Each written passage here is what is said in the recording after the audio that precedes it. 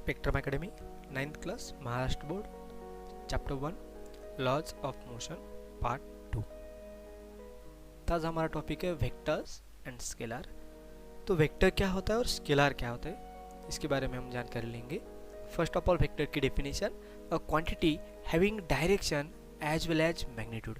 और कोई भी क्वांटिटी ऑब्वियसली फिजिकल क्वांटिटी जिसके पास क्या होती है, डायरेक्शन होती है और मैग्नीट्यूड होती है, उस क्वांटिटी को हम क्या बोल सकते हैं, वेक्टर बोल सकते हैं। यानी कि कोई भी क्वांटिटी, उसके एग्जांपल्स होते हैं फोर्स हो या डिस्प्लेसमेंट हो या वेलोसिटी हो, तो उसे हम क्या बोल सकते हैं, वेक्टर क्वांटिटी बोल सकते हैं।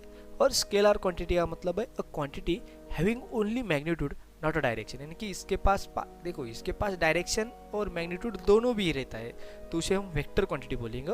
और जिस क्वांटिटी के पास सिर्फ मैग्नीट्यूड रहता है, डायरेक्शन नहीं होती है, उस क्वांटिटी को हम क्या बोलेंगे, स्केलर बोलेंगे। तो हमारे पास कोई एग्जांपल है, फर्स्ट वेक्टर का example displacement. Obviously displacement is the vector quantity. Next है एक्सेलरेशन। अभी डिस्प्लेसमेंट के बारे में देखेंगे तो देखो डिस्प्लेसमेंट हमने इसके पहले वीडियो में देखा फर्स्ट लेक्चर में कि डिस्प्लेसमेंट एक पॉइंट, इनिशियल पॉइंट और फाइनल पॉइंट के ऊपर डिपेंड होता है, और उन दोनों के बीच में का जो मिनिमम डिस्टेंस होता है उसे हम डिस्प्लेसमेंट बोलते हैं। यानी कि इनिशियल और फाइनल पोजीशन के ऊपर डिपेंड रहता है। और हमने कुछ एग्जांपल देखे कि वहाँ पे स्वरा थी, वो जॉगिंग कर रही थी, तो वहाँ पे ए पॉइंट से स्टार्ट हुई, फिर ए पॉइंट पर आई, तो उसका डिस्प्लेसमेंट हमने कितना लिया था, 0 लिया था। और दूसरा एग्जाम्पल था जहाँ पे एक कार थी, पॉइंट पी से क्यू मूव रही थी 360 मीटर, तो फिर वापस पॉइंट पी पे आ रही थी, उसका डिस्प्लेसमेंट हमने 0 लिया था।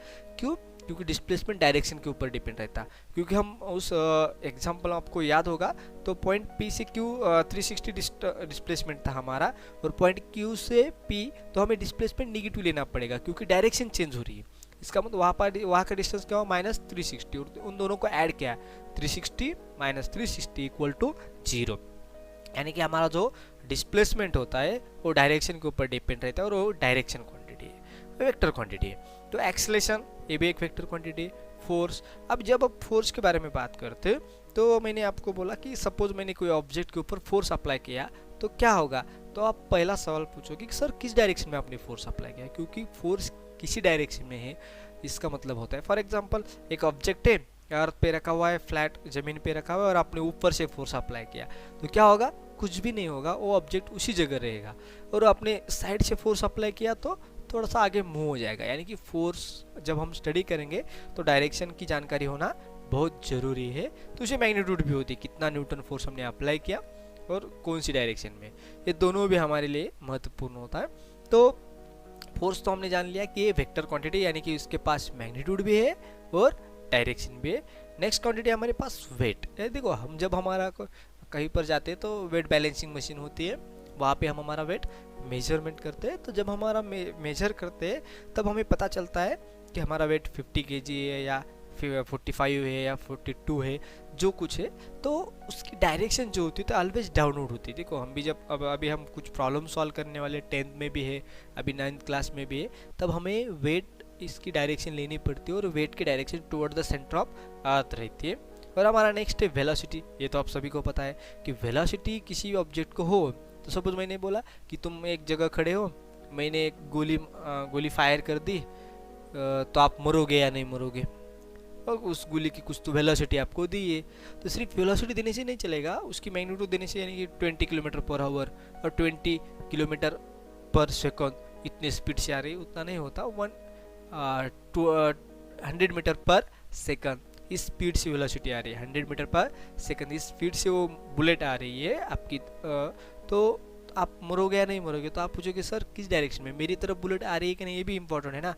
उस बुलेट को कितनी ही वेलोसिटी हो, कितनी बहुत ज़्यादा वेलोसिटी हो, लेकिन वो आपके डायरेक्शन में नहीं होगी तो आपको कुछ भी नहीं होगा। यानी कि किसी भी वेलोसिटी जब हम लेंगे तो सिर्फ मैग्नीट्यूड का वहाँ पे इंपॉर्टेंस नहीं होता, उसके साथ किसका होता है, डायरेक्शन का भी होता है। यानी कि ये भी कौन सी क्वांटिटी है, वेक्टर क्वांटिटी। यानी कि हमारे पास डिस्प्लेसमेंट, एक्सेलरेशन, फोर्स, वेट और वेलोसिटी, ये वेक्टर क्वांटिटीज है। अब स्केलर क्वांटिटी में क्या है, having only magnitude not a direction. तो इसके पास सिर्फ मैग्नीट्यूड है, डायरेक्शन नहीं होती। तो इसमें एग्जांपल फर्स्ट है हमारा स्पीड। अभी देखो वेलोसिटी और स्पीड अलग क्वांटिटी है। वेलोसिटी में हम क्या, देखो उनका यूनिट सेम रहता है, लेकिन डायरेक्शन वेलोसिटी में रहती और डिस्प्लेसमेंट में डायरेक्शन नहीं होती, सॉरी स्पीड में डायरेक्शन नहीं होती। यहाँ पे सिर्फ हम क्या लेते हैं, मैग्नीट्यूड लेते हैं। इसके बारे में हम डिटेल में नेक्स्ट स्ट्रीट में देखेंगे। अभी हम इसको स्पीड एग्जांपल लेते हैं, बाद में नेक्स्ट है हमारा एनर्जी। तो एनर्जी जब बोलते हैं तो उसके लिए डायरेक्शन की ज़रूरत नहीं होती। सपोज कोई मशीन है, वर्क कर रहे, तो उसको उसकी एनर्जी लॉस हो गया, उसने एनर्जी यूज की, या आपने कुछ खाया, आपके अंदर एनर्जी आ गई, तो एनर्जी हम जूल में कैलकुलेट करते हैं, लेकिन उसकी डायरेक्शन बताने की कोई ज़रूरत नहीं होती और वो डायरेक्शन के ऊपर डिपेंड नहीं रहती। इसका मतलब एनर्जी कौन सी क्वांटिटी है, स्केलर क्वांटिटी है, ठीक है। तो नेक्स्ट है हमारे पास मास, यानी कि हम उससे क्या बोलेंगे, हमारा जो मास होता है उसको डिटेल में, जो वेट और मास दोनों में डिफरेंस होता है और क्या डिफरेंस होता है हम आगे जाके देखने वाले हैं। लेकिन अब यहाँ पे याद रखो कि वेट वेक्टर क्वांटिटी है और मास स्केलर है ऑब्वियसली। तो नेक्स्ट है टाइम, और टाइम के बारे में हम जब बोलते तो हमने बोला 10:05 हुए, तो आप नहीं बोले किस डायरेक्शन में हुए, ऐसे पूछते हैं क्या, नहीं पूछते। क्यों? क्योंकि टाइम के लिए डायरेक्शन की कोई ज़रूरत नहीं होती। इसका मतलब time not depend upon the direction और it doesn't have a direction, उसके पास डायरेक्शन नहीं होती। और ऑब्वियसली टाइम के पास डायरेक्शन होती है वो अलग बात है, अब जब 11th में जाओगे तो डिटेल में स्टडी होंगे। तो आप यहाँ पे सिर्फ एक याद रखो कि टाइम इज स्केलर क्वांटिटी। अब देखो जब आप 11th में जाओगे तो ये वेक्टर क्वांटिटी की डेफिनेशन थोड़ी सी चेंज होती जाएगी, उससे और डेप्थनेस आ जाएगी। तो आप इसको, इस डेफिनेशन को यहीं तक भी याद रखो, यहीं तक, सिर्फ यहीं तक याद रखो। जब आप 11th-12th को जाएगा तो वहाँ पे एक नई डेफिनेशन आएगी, थोड़ी इससे भी मोर एक्यूरेट होगी, तो उसे आप वहाँ पे याद कर लेना। देखो ये वेक्टर है ना, ये बहुत इंपॉर्टेंट टॉपिक है क्योंकि ये एप्लीकेटिव पार्ट है। जब हम फिजिक्स के बारे में स्टडी करते हैं, फिजिक्स में तो 11th-12th को आप सभी को पता है सबसे डिफ़िकल्ट कौन सा कंसेप्ट है, तो फिजिक्स का कंसेप्ट होता है। जो फिजिक्स के ऑल कंसेप्ट होते हैं वो डिफ़िकल्टी होते हैं और उसको समझने में वेक्टर हमें बहुत आसान कर देता है। यानी कि ये वेक्टर हमें समझ में आया तो 11th-12th में हमने बहुत सारा अचीव किया, लेकिन वेक्टर समझने में थोड़ा सा डिफ़िकल्ट जाता। तो आपकी उसकी स्टार्टिंग अभी से कर लो, अभी से आप क्या कर लो, वेक्टर क्या होता है उसके बारे में जान लो। आपको सिर्फ ये वेक्टर क्वांटिटी को डायरेक्शन होती है और मैग्नीट्यूड होती है और उसके एग्जाम्पल भी आपको याद रहेंगे तो भी चलेगा। अब जब 11th में जाओगे तो वहाँ पे आपको डिटेल में मिलेगा वेक्टर क्या होता है, उसके ऊपर एक पूरा चैप्टर है, एक टॉपिक है, और वो टॉपिक को आप जब पूरा डिटेल में अंडरस्टैंड कर लेंगे कंसेप्चुअली, तो आपको क्या होगा, बाद में आगे जाके आपको पूरा 11th-12th नीट जे पूरे एग्जाम हो गए तो आपको सिंप्लीफाइड हो जाएंगे। तो नेक्स्ट है the quantity having the magnitude not a direction, तो उससे स्केलर क्वांटिटी, ये बहुत ज़्यादा नहीं है 11th-12th में, ये सिर्फ थोड़ा सा है उसका पार्ट। लेकिन बहुत सारी ऐसी क्वांटिटी है जहाँ पे हम स्केलर लेते हैं, वो स्केलर के लिए हमारे जो नॉर्मल लॉज होते हैं वही लॉ अप्लाई होते हैं, यानी कि स्केलर की हम अलग से स्टडी नहीं करेंगे क्योंकि स्केलर की स्टडी हमने ऑलरेडी की हुई होती है। तो हमारे पास है स्पीड एंड वेलोसिटी, तो हम स्पीड और वेलोसिटी को डिटेल में लेंगे यहाँ पे।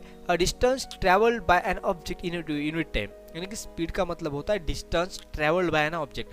कोई भी ऑब्जेक्ट ने, कोई भी ऑब्जेक्ट हो, यानी कि आप हो, आपने कोई डिस्टेंस ट्रैवल किया इन यूनिट टाइम, एक यूनिट टाइम, यानी कि आपने सपोज 1 घंटे में कितना डिस्टेंस ट्रैवल किया, यानी कि आपका डिस्टेंस सपोज आप 1 घंटे में 10 किलोमीटर गए, तो 10 किलोमीटर डिवाइड बाय 1 आवर, यानी कि 10 किलोमीटर पर आवर, ये आपकी क्या हो गई, स्पीड हो गई। तो हम इसे डिस्टेंस बोलते हैं। तो उसका फार्मूला हम कैसे लिखेंगे mathematically, speed equal to total distance travel divide by time record. यानी कि सपोज आप यहाँ से आपके स्कूल गए, घर से आप कहाँ पर गए, स्कूल गए, तो आपके घर से आपके स्कूल का पूरा टोटल डिस्टेंस आपने जो ट्रैवल किया वो लेंगे। तो टोटल डिस्टेंस आपको स्कूल को जाने को कितना टाइम लगता, वो टाइम यहाँ पे डाल देंगे और दोनों का डिवाइडेशन करेंगे, तो आपको जो आंसर आएगा वो क्या होगा, स्पीड होगा।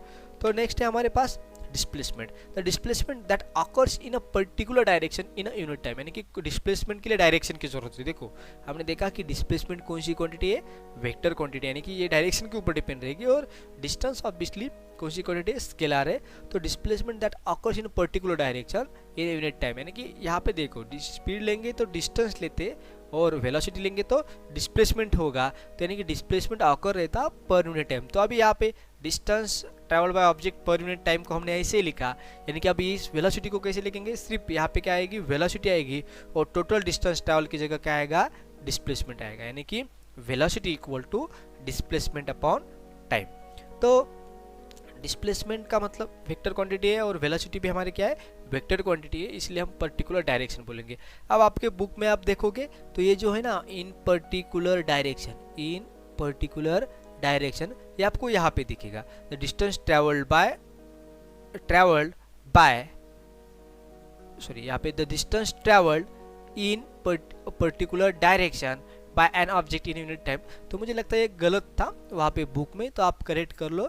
तो यहाँ पे क्या होना चाहिए, distance travelled by an object in a unit time, उसे स्पीड बोलेंगे, और displacement that occurs in a particular direction in unit time, तो इसे क्या बोल सकते हैं हम, वेलोसिटी बोल सकते हैं। करेक्ट कर लो, यानी कि थोड़ा सा बुक में रॉन्ग था। तो डोंट फॉरगेट, आपको ये याद रखना है। तो क्या याद रखना है, the unit of speed and velocity are same. देखो हमारी velocity unit speed and velocity, तो हमारी वेलोसिटी जो है वो वेक्टर क्वांटिटी है और स्पीड जो है स्केलर है, यानी कि ये डायरेक्शन और मैग्नीट्यूड के ऊपर डिपेंड है, और ये सिर्फ मैग्नीट्यूड के ऊपर डिपेंड है, डायरेक्शन पे ऊपर डिपेंड है, और डायरेक्शन नहीं है उसे, तो उनका यूनिट क्या है, सेम है। तो देखते इन एसआई सिस्टम उनका यूनिट क्या होता है, मीटर पर सेकंड, यानी कि स्पीड का भी यूनिट मीटर पर सेकंड है और वेलोसिटी का भी यूनिट क्या है, मीटर पर सेकंड है। लेकिन एसआई सिस्टम इंटरनेशनल, जो कि बहुत सारे साइंटिस्ट होते हैं वर्ल्ड के, वो एक साथ आ गए, उन्होंने बोला कि अलग अलग यूनिट्स यूज करने की बजाय हम क्या करेंगे, एक ही यूनिट यूज करेंगे, यानी कि थोड़ा सा कॉम्प्लिकेशन कम हो जाएगा, एक थोड़ा सिंप्लीफाई हो जाएगा, अच्छा होगा, नहीं तो थोड़ा डिफिकल्ट जाता अलग अलग यूनिट के लिए। तो उन्होंने एक सिस्टम बनाई, इस लेंथ मीटर में ही कैलकुलेट करनी है। आपको 11th में जब जाओगे तो उसके ऊपर भी एक पूरा चैप्टर है यूनिट एंड मेजरमेंट में, तब आप उसको डिटेल में जान सकते। और सीजीएस यूनिट में क्या लेंगे, मीटर को हम क्या लिखते हैं, सेंटीमीटर, और सेकंड को सेकंड ही रहता है, यानी कि सीजीएस यानी कि सेंटीमीटर, ग्राम एंड सेकंड, ये सिस्टम है। उस सिस्टम में आप डिस्टेंस सेंटीमीटर लेते हैं, वेट और सॉरी मास हम केजी ग्राम में लेते हैं, यानी और क्या हमारा यस यानी कि टाइम सेकंड में लेते हैं। तो ये हो गया, तो दोनों का सेम रहता है यूनिट। ऐसा सिस्टम में स्पीड का unit metre per second, velocity का भी मीटर पर सेकंड, और स्पीड का यूनिट सीजीएस में सेंटीमीटर पर सेकंड, और वेलोसिटी का भी क्या होता है, सेंटीमीटर पर सेकंड। इसको याद रखना। Speed is related to distance while velocity is related to displacement. अभी ये याद रखने के लिए आपको ज़्यादा कोई टेंशन लेने की ज़रूरत नहीं, क्योंकि हमने पहले फार्मूले में देखा कि स्पीड किसके ऊपर डिपेंड होती है, डिस्टेंस के ऊपर, यानी कि speed is related to distance, यानी कि स्पीड डिस्टेंस के साथ रिलेटेड है, कनेक्टेड है, और वेलोसिटी क्या है, डिस्प्लेसमेंट के साथ रिलेटेड है, यानी कनेक्टेड है। ये तो हमें याद रखने की ज़्यादा कोई ज़रूरत नहीं है, यानी कि ऑटोमेटिकली आपके याद में रहता।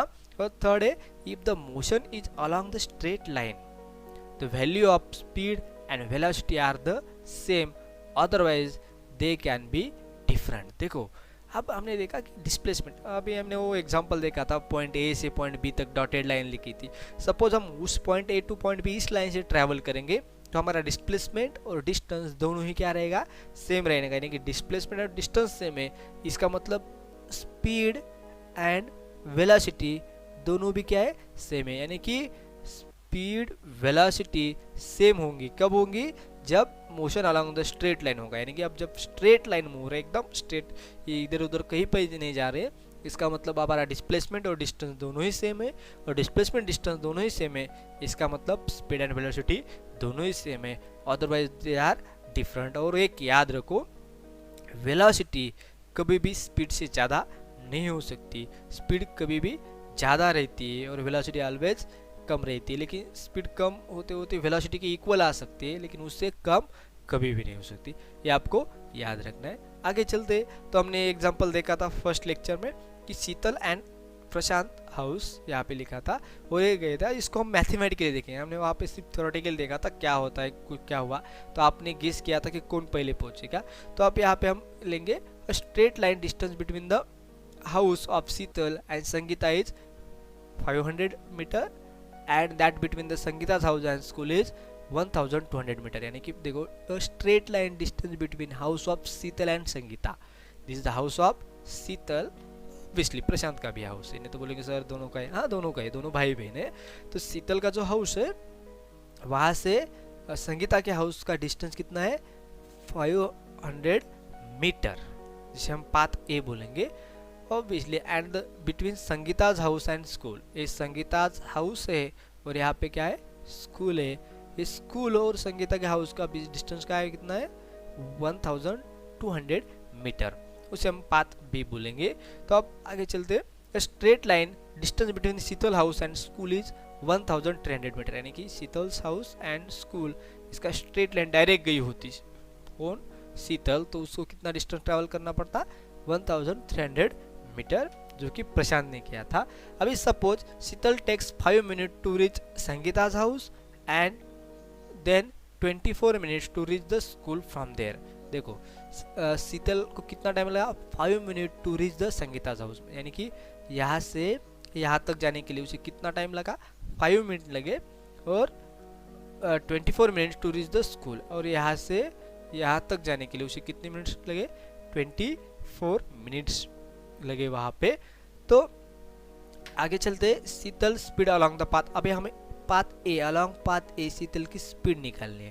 तो स्पीड का फार्मूला क्या होता है total distance divide by total time.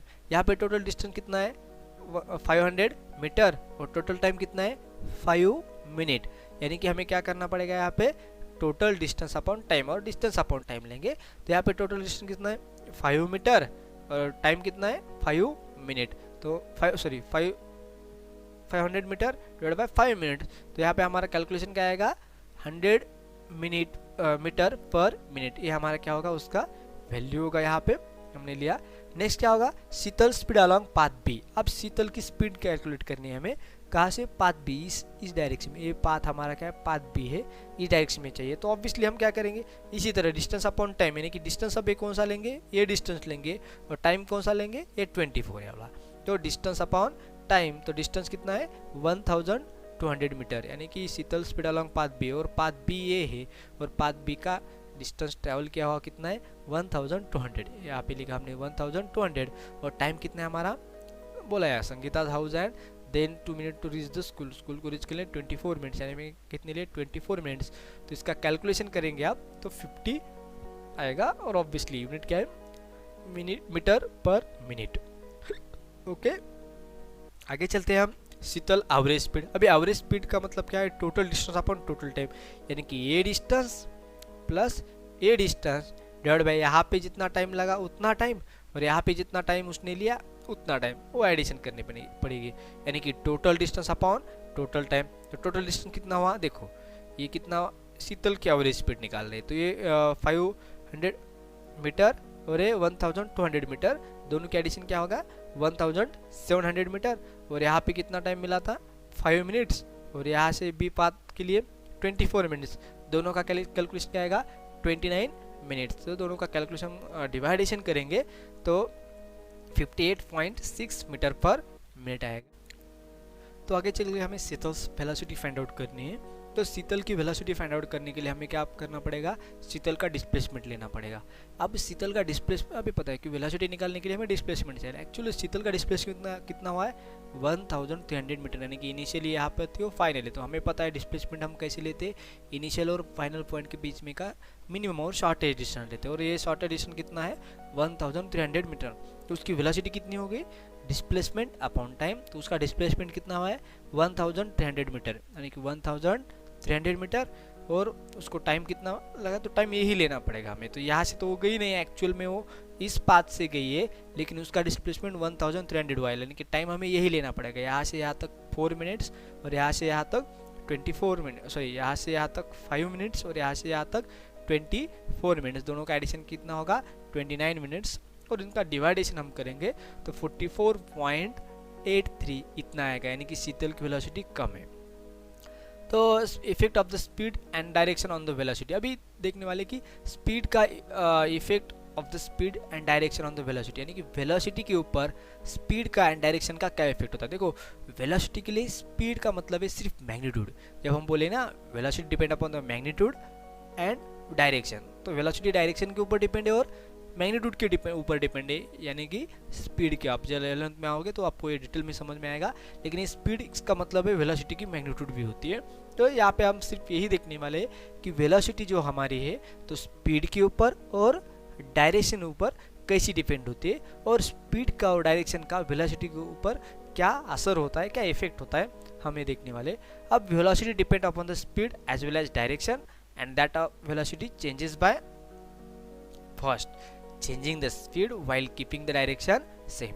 देखो वेलोसिटी डिपेंड, अभी वेलोसिटी किसके ऊपर डिपेंड है, यानी कि डिपेंड बोलेंगे उसके ऊपर आधारित है, यानी कि बोल सकते हैं उसको किसके ऊपर किससे रिलेटेड है, तो वेलोसिटी हमारी स्पीड और डायरेक्शन के साथ रिलेटेड है। अभी देखो हमने वहाँ पे देखा था velocity having the magnitude as well as direction. अभी वो मैग्नीट्यूड की जगह हम स्पीड भी रखेंगे तो भी कुछ नहीं फर्क पड़ता, क्योंकि स्पीड का मतलब ही मैग्नीट्यूड है सिर्फ वेलोसिटी के लिए, बाकी जगह स्पीड का मतलब हम वेलोसिटी नहीं ले सकते। अभी देखो यानी कि वेलोसिटी डिपेंड्स अपॉन स्पीड के ऊपर भी डिपेंड है और डायरेक्शन के ऊपर डिपेंड है। तो अब कैसी चेंज होती है, देखो changing the speed while keeping direction same. हम क्या कर सकते हैं, अब वेलोसिटी चेंज कर सकते हैं। वेलोसिटी कैसे चेंज कर सकते हैं, चेंजिंग द स्पीड, यानी कि आपने सिर्फ स्पीड चेंज की तब हमारी वेलोसिटी चेंज हो सकती है।